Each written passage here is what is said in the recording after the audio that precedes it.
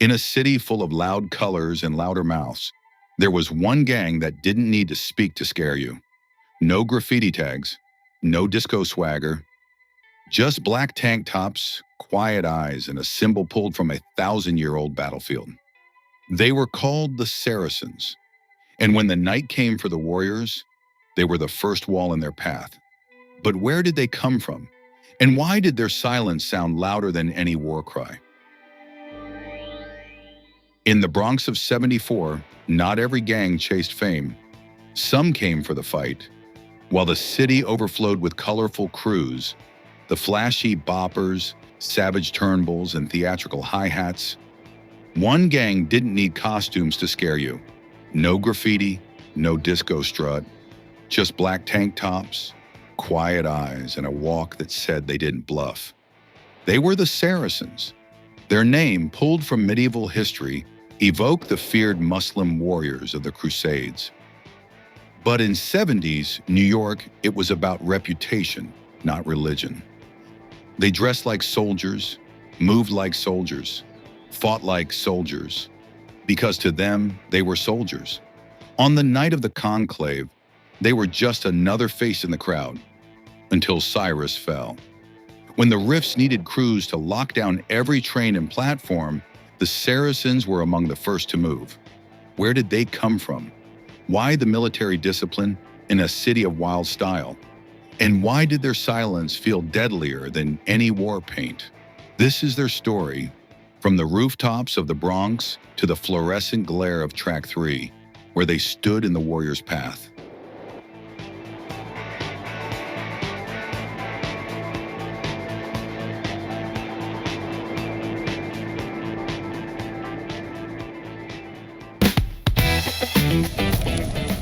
Bronx summer 1969, before the black jackets, before the snake-and-scimitar emblem, before the name Saracens was ever whispered in the subways, there were 4 kids who didn't even call themselves a gang. The city was boiling. Block parties on one side, arson fires on the other. The Bronx was in a slow collapse, buildings gutted by neglect and landlords cashing insurance checks. But in one corner of Mott Haven, a small crew formed with a single purpose: don't get swallowed by the street unless you choose to fight back. Founding members: Daniel Hashim Arroyo, Puerto Rican-American, wiry frame, quiet intelligence.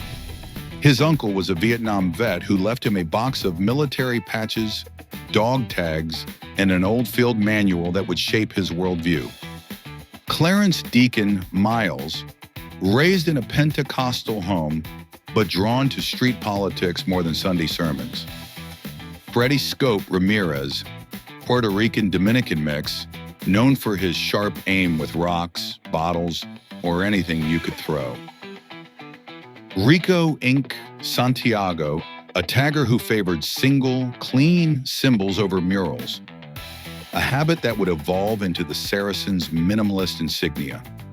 In 1969, they called themselves the Mott Street Guards. They weren't flashy, but they trained together. Not in dance, but in street fighting drills they copied from Hashim's military manuals. They learned to move in silence, to fan out, to box in opponents.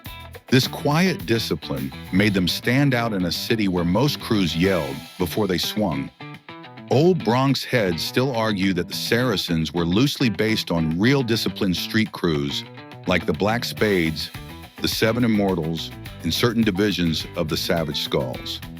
But unlike those gangs, Hashim's early group avoided huge numbers. They wanted quality over quantity.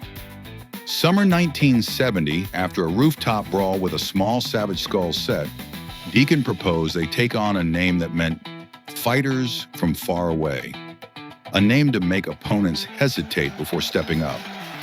Hashim pulled the term Saracens from an old illustrated history of the Crusades.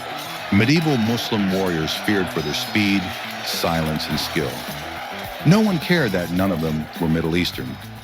To them, the name was armor. It gave them an identity that sounded bigger than 4 kids in the Bronx.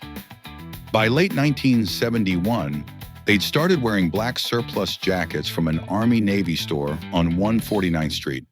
Ink hand-painted a logo, a coiled snake around a curved scimitar. It was pure intimidation, not religion, not politics, just a warning. They wore no colors except the silver of their medallions, taken from busted watch chains and army dog tags. The first turf claim.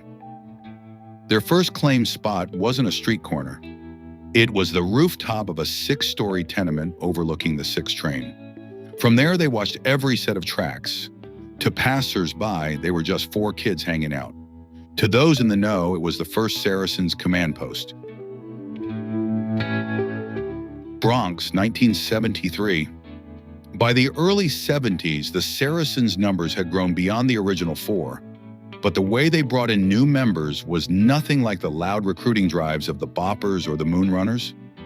Hashim kept it tight. Every recruit had to run the streets with them for 6 months before they could call themselves Saracens. No colors, no jacket, just quiet observation and obedience. The look evolves. By 73, the Saracens' style was stripped down and sharp. Plain black tank tops, dark trousers, black shoes, and a single chain or dog tag around the neck. They moved in close, shoulder to shoulder, projecting unity without a word. This was no accident. Hashim believed the simpler the uniform, the less the enemy had to grab in a fight, and the more intimidating it looked when an entire crew wore it exactly the same way. The jackets, they were for colder nights or for those who'd proven themselves in major fights. Wearing the full jacket with the snake and scimitar emblem was a privilege, a silent promotion. On regular patrols or quick jobs, the sleeveless look became their calling card, letting their physical readiness speak louder than colors or patches.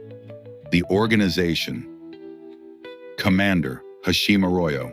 First Lieutenant, Deacon Miles, the enforcer of rules and keeper of discipline. Sergeant-at-Arms, Freddie Scope Ramirez, in charge of weapons and training.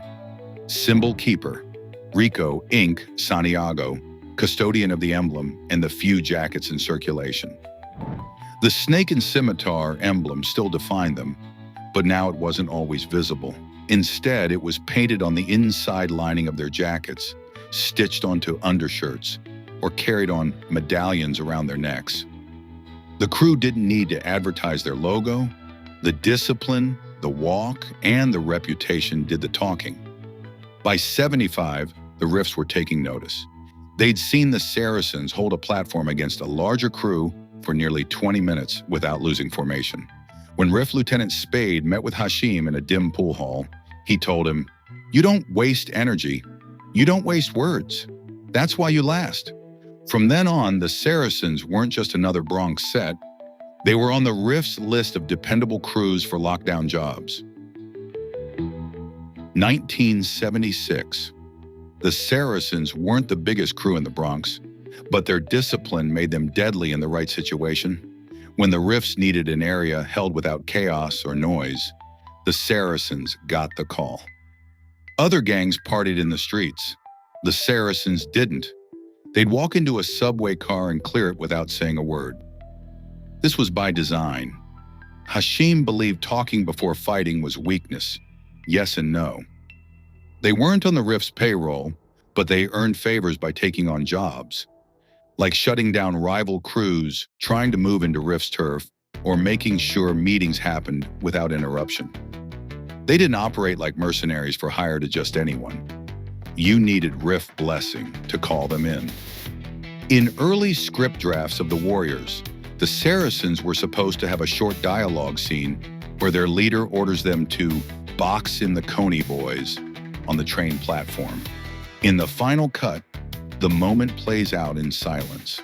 Some insiders say the scene was cut because it slowed the chase pacing. Night of the conclave. Cyrus is dead.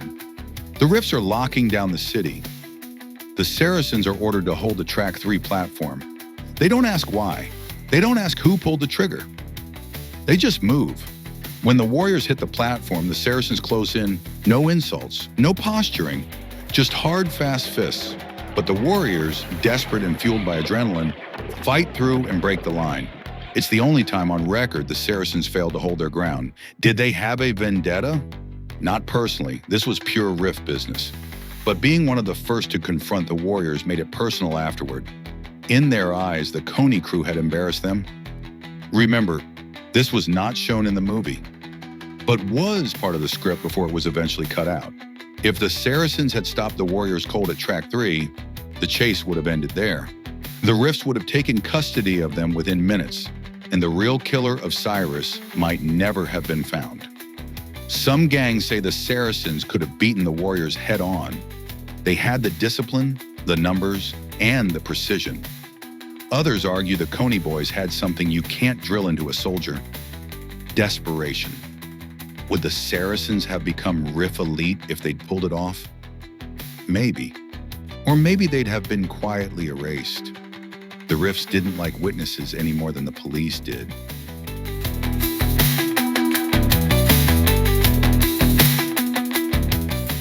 From a Bronx rooftop in '69 to the fluorescent glare of track 3 in '79, the Saracens left a mark without leaving a word. And maybe that's why they still haunt Warriors lore, because mystery always lasts longer than memory. If you want to see more untold origins from the Warriors, hit subscribe, drop a comment on which gang you want next, and share this with your crew. Until then, keep your tank tops close and your circle closer.